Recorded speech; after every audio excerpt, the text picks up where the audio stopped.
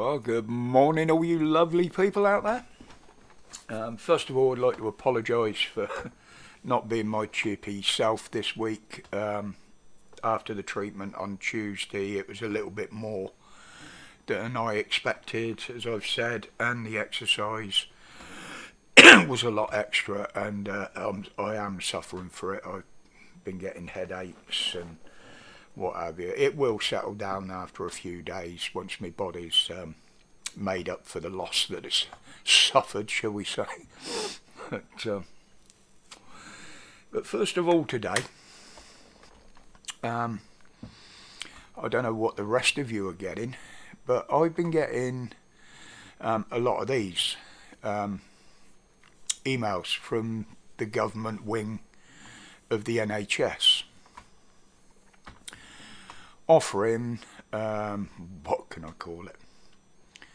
I don't know, the latest product to keep you safe through the winter, allegedly. Along with a seasonal product that's been around for a while now in various forms. But now if you scroll right to the bottom of these emails, I've only just noticed, but right at the bottom there is this, which is actually an opt-out link. I will post that link in the description below. So if you do get pestered with these emails, click on there, they stop. And the same likewise with texts from them if they've got your number there. Now, I do get a lot of texts on the same thing from my GP, as you can see. Now, every time I've been in there, I've asked them, how can I stop this? How can I opt out? And every bloody time they tell me, well, the only thing we can do is remove your number from the system. Yep. And that would mean I don't get any notifications of me appointments, or if they want me in for a blood test, I don't get any of them then. But so when I jokingly said, oh well, the only way I can get it stopped then is come in and break some fingers, innit? And I meant it as a joke, and yeah, they didn't see the funny side of it. So I thought at that time I won't bother with the mentioning of the jobs on our borders for GP receptionists. I didn't want to start a riot in there. I do have to go in there to get me pills and things. So yeah, but you can opt out the emails, and the links below, as I say. So now, are we going to see more dangerous criminals on our streets? And I don't mean the ones that are still out there. I mean the ones that have been caught, that have been to court, have been sentenced. Because the Justice Secretary yesterday stood up, Alex Chalk, whatever his bloody name is, and said the prisons won't be able to take any more after next week because they're full. Yeah, chocker. So unfortunately we won't see any bent coppers being sent there, not for a while anyway. But you know, they filled them up with people with indeterminate sentences that don't need to be there, people that could have been dealt with a fine and bail.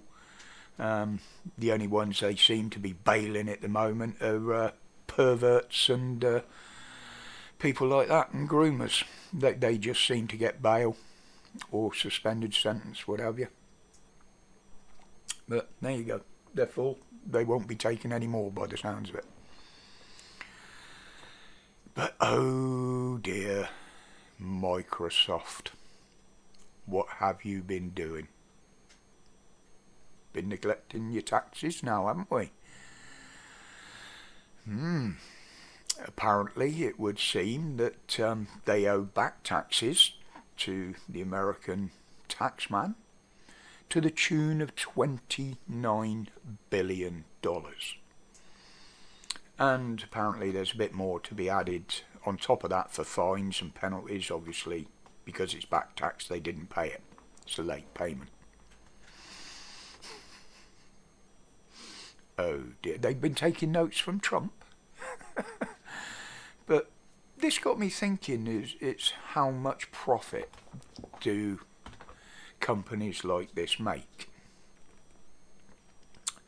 Well, just on a quick Google search, it appears that so far, 2023, they've made somewhere between 145 and 150 billion dollars this year. Now, if you've got a company getting that amount of profit after your overheads, that is gross profit, by the way, I will mention. Why can't they afford to pay the taxes? Probably pure evasion. You know how these elites work. But we see the same in this country again now. Oh dear. The Met Police Corporation. Well, now they've put out an appeal for camera footage, or stills, pictures, as they want to investigate a crime. Who? Where? Well, the Middle East. Yeah. Now, okay, I know there's some Brits that have been killed in these attacks and shit that's been going on over there. Personally, I'm of the mind if you go to a country that's that unstable and something goes off, then it's your own fault. But that's just my opinion. But yeah, a few Brits have been killed out there. And the Met want to investigate this. So they're appealing for footage. Well, come on guys, you can't even fucking solve a simple burglary in this country on your own doorstep. What the fuck are you going to think you're going to achieve thousands of miles from here? And more to the point,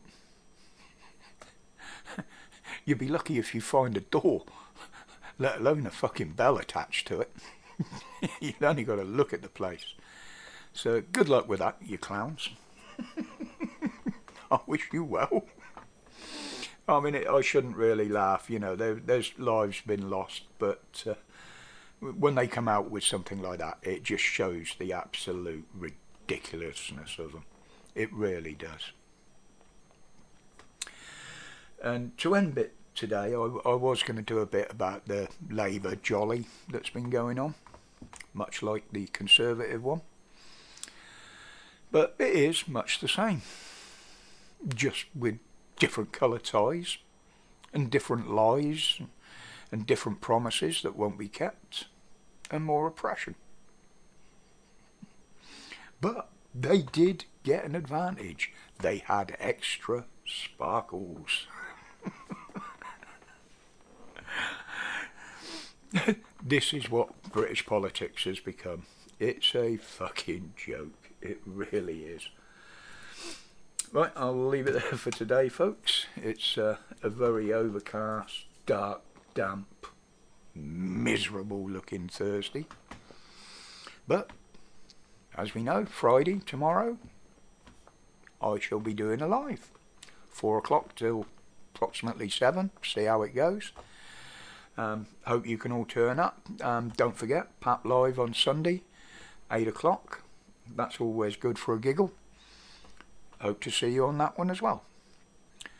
But until then, as always, stay safe, stay strong, stay free from this shit they're putting out. Treat it as a joke, because that's what it is. Respect, people.